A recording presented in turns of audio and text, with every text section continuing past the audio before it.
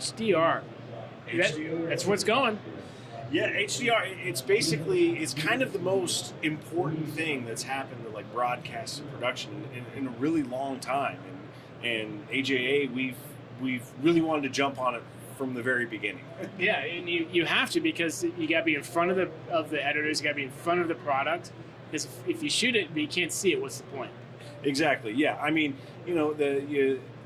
things have to look beautiful, basically, and resolutions are growing. There's 4K, there's 8K, but HDR, really, what it's doing, I mean, it's recreating, what the human eye actually sees just out in the world. So when you're looking at that on your TV, it's more engaging. It's a better experience. So we want to help provide that to people. Well, and how are you guys doing? I see you have a couple boxes here. Yes, yeah. We have a couple HDR products that we recently started making.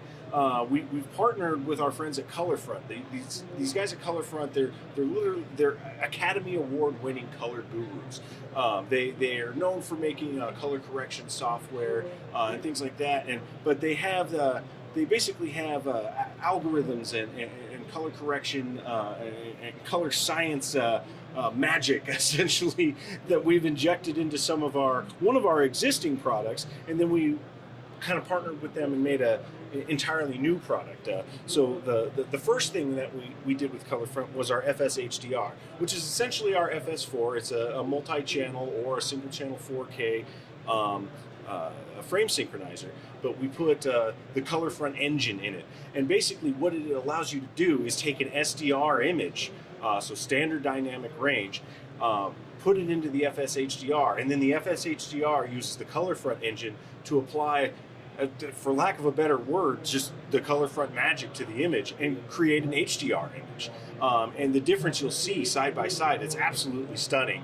It can also go the other direction too. If you have HDR content but you need to deliver SDR content for whatever reason, we'll take HDR and create essentially the best SDR you've ever seen. So this is good for those who have like a big library of the older shows that maybe need to be HDR in the future, but they can kind of like remaster it in many ways. Is that right? Yeah, essentially yes. And with some of the updates that we've actually just announced at this show at NAB 2019, you can apply like film looks to your content, literally mimicking certain old kinds of film stock. So all these filmmakers that really miss those old film cameras, and they have video that they've shot, well, they can make it look like it used to in the good old days. And so this is not the home thing. This is like a professional. How much is this? Like, tell me about that. Well, the FS HDR, it's about $8,000 US. It's definitely a high-priced item. It's a big ticket item, as we'd say, but it's extremely popular. I mean, we have these going in broadcast facilities. They're going into production facilities. They're going into live arenas. I mean, they really kind of belong everywhere. It's not just a creative tool, it's also a broadcast tool. I mean, because broadcasters need to unify SDR and HDR, HDR and SDR. I mean, because you go to a big sporting event, football game, basketball game, something like that, there's multiple sources going into these broadcast trucks. Some of them are SDR, some of them are HDR, and well, when they all go out to broadcast, they all have to look the same. That's where FSHDR steps in. It's just got to work. Yeah, it's just got to work, and we help make it work. We also have our HDR Image Analyzer. This is a little bit newer than the FS HDR, and this guy's about $15,000. I mean, clearly a piece of broadcast equipment that you're going to use as a broadcaster or as a filmmaker, or I mean, it could be an advertiser with a client monitor. Oh, for sure, yeah. And I mean, the HDR Image Analyzer, what it actually is, it's just kind of like a test and tune type of tool. You put in an HDR image, and it essentially shows you if you got it right. It's got histograms, it's got vector scopes, it's got a way of analyzing pixel by pixel, you know, what color information is being displayed, if it's being displayed correctly. Right there, right? Yeah, we've got it right here, kind of over behind us. This is the user interface for the HDR Image Analyzer. So tell me what we're seeing here. Well, basically, we've got the histogram just kind of showing you. And this is like 1,000 nits, 4,000 nits, Yeah. 0 nits. Yeah, it's showing you kind of the range of lightness to darkness, in real time as the picture changes.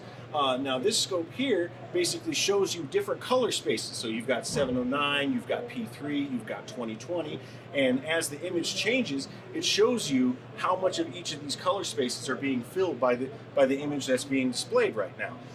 And then this little image right here, this thing is actually tied. You use the mouse to pick specific locations within the picture, and it's showing you the color information displayed on basically a pixel by pixel basis, and it's all happening in real time.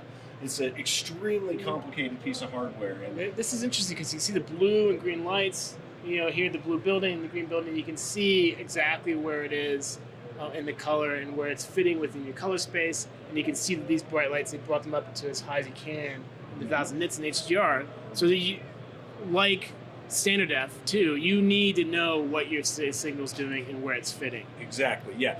This allows you to basically tune your image, tune your HDR image to make sure that you're taking maximum advantage of whichever HDR or SDR color space you're working in, and make sure that you're not doing anything, as a lot of people say, illegal. Basically, Yeah. you're not outside the color space. You're not too bright. You're not blowing things out. Or too dark. Or too dark. Yeah. So it's a very, very complex analysis tool.